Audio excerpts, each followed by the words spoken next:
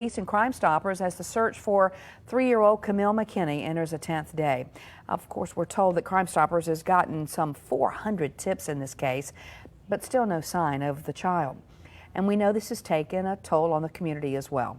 Bakari Savage joining us live this morning with the head of the UAB's Department of Social Work to talk about the emotions of this case. Hey, Bakari, good morning. Good morning, Janet. So it's been about 227 hours since 3-year-old Camille McKinney was last seen. She was taken from Tom Brown Housing Community, which is just behind the command center, right behind where we are. This has been a long, emotional process. We're going to be talking with Dr. Stacey Moak. She's the head of the UAB's Department of Social Work about this. Before we go into any further questions, what's your assessment of where we are as a community emotionally right now? So any situation like this really takes its toll on everybody involved, not just the family and not just the service providers that are trying to respond, but the entire community. It's really our worst fear come to life. There's never an opportunity to be able to move on from it because there's no closure to it. It's very emotional every day, all the time. So from the standpoint of emotional capital that we have, it's extremely draining for everyone. And Dr. Moak, let's go back to last Wednesday. That was an emotional roller coaster. Jefferson Avenue. I mean, we had the crowds out there all hoping that we had found Camille McKinney. Yes, and actually I was in the social work department on that day, and all of us there were watching it live or trying to watch it live to find out. Those types of situations where there are reports that she's been found and all, we really have to be careful about putting information out there like that, because it does just add to the stress, because everyone gets their hopes up and then it's a letdown all over again. It's almost like she's taken a second time every time that happens. So I really feel like it's incumbent upon all of us to be very careful what type of information we put out, and recognize that these are people's emotions that are in play here. You know, I mean, yes, it's a finding the thing, solving the crime, but it's also people's emotions. And we still have a lot more of this conversation. We're going to continue that on Facebook Live right after this, live at the command center. I'm Bakari Savage, WBRC, Fox 6 News, on your side. Thanks, Bakari. Cool. And that was the end of our on-air part. So now we're going to continue the conversation online with Facebook. So also, you know, we know lots of ups and downs with this. You know, being in the Department of Social Work, what do we do for each other? You know, what are you telling people? What are you telling others in your department? In a situation like this, as in any traumatic situation, one of the best things that we can do for each other is be there to support, to allow people to have authentic feelings about what they're going through. Making sure that we're not discounting how this affects any particular group, like the community or the family or the service providers. So what does that mean? What does that actually look like in practice? Listening, being open to listening, not necessarily trying to put a solution on it. You know, if somebody comes to you with a problem, you usually want to jump in and try to solve it, but there's not really a way to solve this. So listening, being aware of how the person is, you know, trying to take an emotional temperature of how the person is, so that if they really do get into crisis, that you can make the proper referral for them. Not being judgmental toward others, because, you know, it's very quick in a situation like this to place judgment on somebody. Well, the police didn't act fast enough, or it's really the family, you know, those sorts of things. It's really easy to do that because people are wanting answers so desperately. So being aware that we are dealing with people and being sensitive to that and trying to reserve that judgment is really important. And that leads to my next question. You know, the family, they've taken a beating on social media. That always tends to happen in a situation like this. And part of that is because our statistics tell us that only less than 1% of child abduction cases are actually from stranger abductions.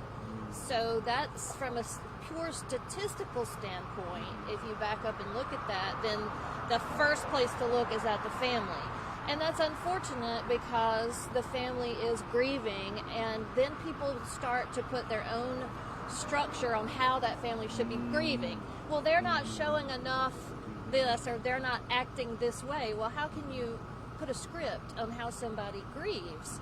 So I think that is part of our problem. Is really we have ideas about what grief should look like in somebody, and if it doesn't bear out that the way that looks, then we automatically criticize that as well.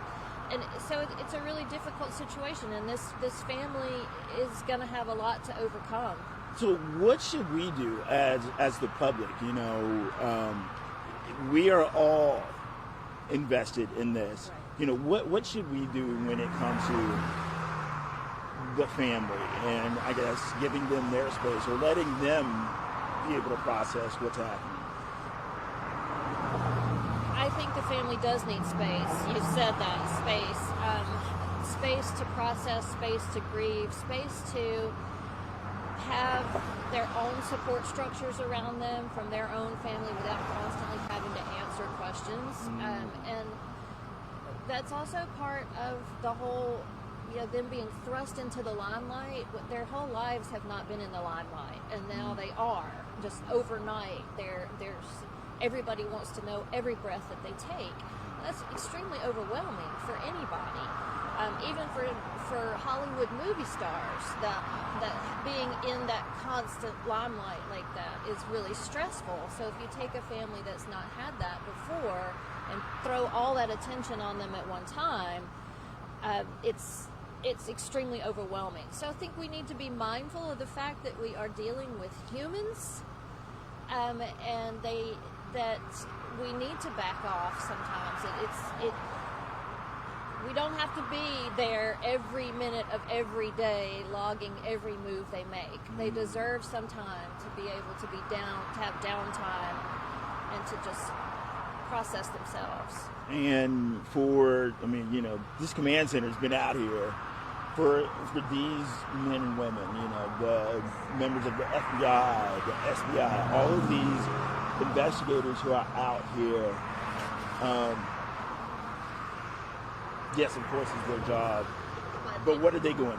Yes, they have a stressful situation as well, and I think it's hard for me to say what any one person is going through because that's very personal to them. But just speaking in general terms, they're in the highs and lows as well. They're chasing every single lead that they can find, and every lead that leads to a dead end is another disappointment.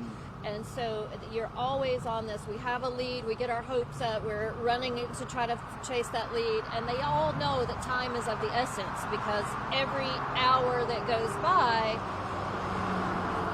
all the prospects go down for having a positive result, and everyone wants a positive result in this case. So they need support as well, and they oftentimes get the brunt of society's "why are you not doing something?" As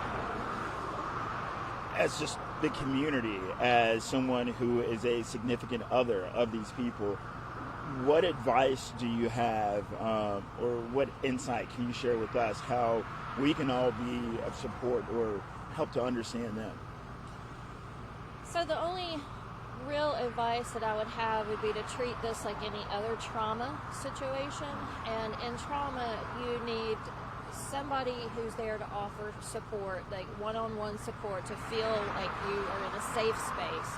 So you're in a safe space to let your emotions go. You don't have to put on a strong face, that sort of thing. also to be sensitive toward what they're feeling. Like they may be agitated, they may act angry, or they may be breaking down and crying. Whatever the situation is, let them have their authentic emotions. And that goes for the service providers involved as well, the police and all of them. They're not always going to be models of perfect face for the public. You know, they may be emotional, they may be angry, they may be stressed. Giving people the space to feel those emotions,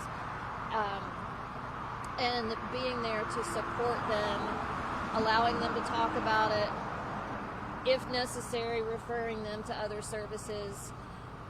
That's really all that we can do, just like any other trauma type situation.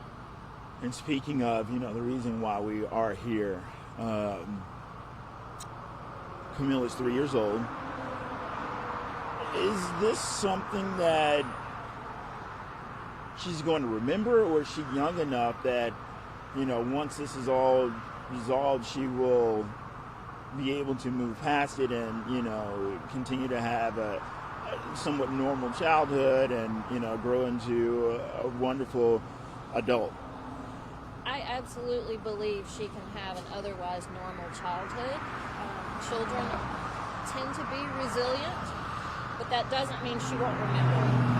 She will likely remember it, even if she doesn't have the words to say what she remembers. She will internalize the feelings of fear and all. Likely. I mean, there's no absolutes in this, so likely. However, what we do know about children's resiliency and their ability to move on is that the single most important thing is to have a solid relationship with at least one caring, supportive adult. So when she comes back into her family, having that one person, whether it's a mother, a grandmother, any type of caretaker, that makes her feel safe, that makes her feel protected, and then continues to grow with her and help her process and grow through this. That will be very, very important. But it's not a completely lost cause. I mean, we know people who have been found after 30 years that have been able to move on and have a somewhat normal life, that have been through terrible things and terrible crises. And we interact daily with people who have suffered a lot of trauma. So all is not lost, but we do need to make sure that she gets that support that she needs when she gets home, and not say, well, she's too little to know what's going on, because even though she's very little, she feels stress, and she will likely internalize some of that stress. And Dr. Milk, as we wrap up, what would you like to say that maybe hasn't been said so far, or that are indicative of your observations of everything? I'm really glad you asked me that, because it sort of gives me a little soapbox. Good, go for it. I get frustrated a lot of times because on a day-to-day basis, I think we forget our common humanity. I think that oftentimes we look at us versus them in however that is constructed, whether it's around race or socioeconomic status or immigration status or whatever. And we forget, until something like this happens, that we're actually a lot more alike than we are different. And it shouldn't take a tragedy for us to realize that. I think that we should have this type of concern, this type of outpouring, this type of community support and all for each other on a day-to-day basis all the time, not just in tragedy. And if we had that, maybe we would have less tragedy all the way around in our society. Your one piece of professional advice based upon research as we continue with this search? Wow, one piece.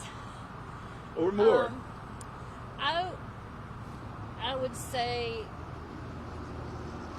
be kind with each other all the way around. Be sensitive toward the needs of the family, be sensitive toward the responders who are working on this. Recognize that emotions are very raw. There's basically 5 stages of grieving, and the last one is acceptance, but you can't really get to acceptance in something like this because there's always hope. So as long as there's always hope and we're still stuck in this not being able to process to the end of the grief, then there's always going to be this really raw level of emotion that's present, and we need to be sensitive and toward that and kind to each other. So we don't need to start pointing fingers at service providers versus family members versus anyone else. Instead, just work through this as a community.